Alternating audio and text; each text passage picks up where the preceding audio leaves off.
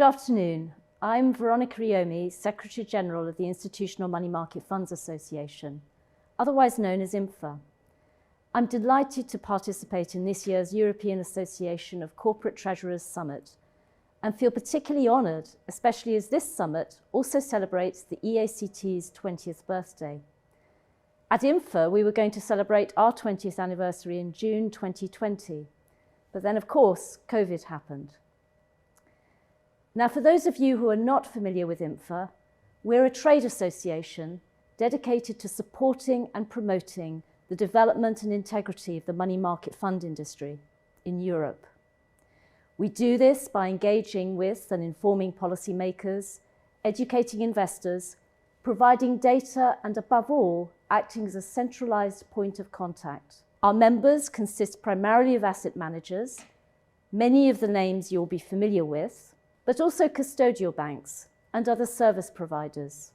Our funds are overwhelmingly institutional and all have one or more AAA money market fund ratings by an authorised credit rating agency. We currently have €849 billion equivalent in assets under management, which represents approximately 60% of the entire European market. With just a few exceptions, the funds are domiciled in Ireland and Luxembourg. There are three main currencies within the IMMFA universe, with US dollars being the largest, followed by sterling and then euro.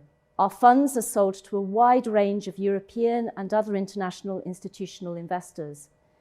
According to our last survey, corporates account for 1/3 of the investor base. Geographically, Europe accounts for 82% of our distribution, with funds sold to countries including Germany, Benelux, Ireland, the Nordics, and of course the UK. Although 96% of IMMFA money market funds are stable net asset value in the form of low volatility NAV, LVNAV, or public debt constant net asset value, PDC NAV, many of our members offer a range of funds, including variable net asset value money market funds. This next slide shows a breakdown of IMMFA funds by type.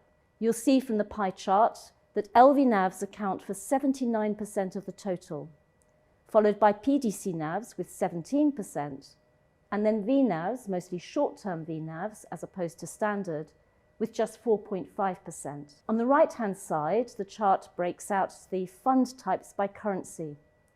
As you'll see, although PDC NAVs form an important share of the dollar sector, 32%, they are very small in sterling and close to zero in euros.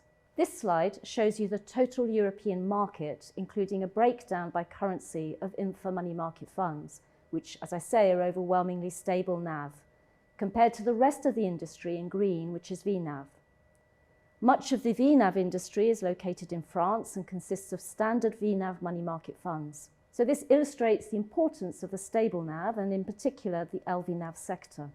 In considering potential developments, it's worth reminding ourselves of the range of fund categories currently available in Europe. As you can see on this slide, the 2017 EU Money Market Fund Regulation introduced new fund categories and enhanced investor protections, in particular with respect to the two new constant net asset fund types, LVNAV and PDC NAV money market funds, which you'll recall make up 96% of funds offered by our members.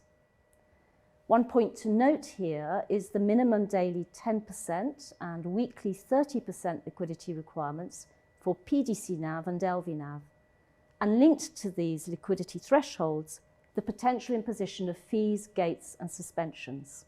So, considering these current regulatory requirements for money market funds, how did money market funds fare in the COVID crisis? Well, it's important to remember that the economic impact of the pandemic sparked a systemic liquidity event, which was felt in money market funds and many other asset classes. Of course, it also put the mechanisms of the existing money market fund regulation to the test.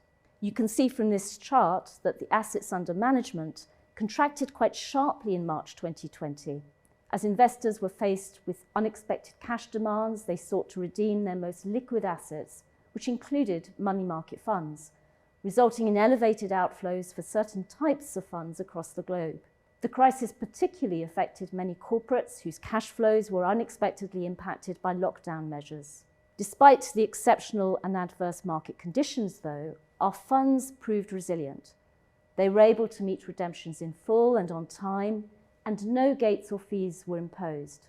In other words, they continued to serve their primary purpose of protecting capital and providing liquidity. Most importantly, once markets stabilised, LVNAV funds saw inflows again, and assets under management quickly recovered to even higher than pre-crisis levels, as you can see from this chart. Whilst in our view, the outcome of the crisis certainly did not suggest that radical reforms to the existing regulation were required, it did highlight the interconnectivity of the short-term markets, where there was a wider breakdown, and also one area in particular where money market fund regulation did not work as intended.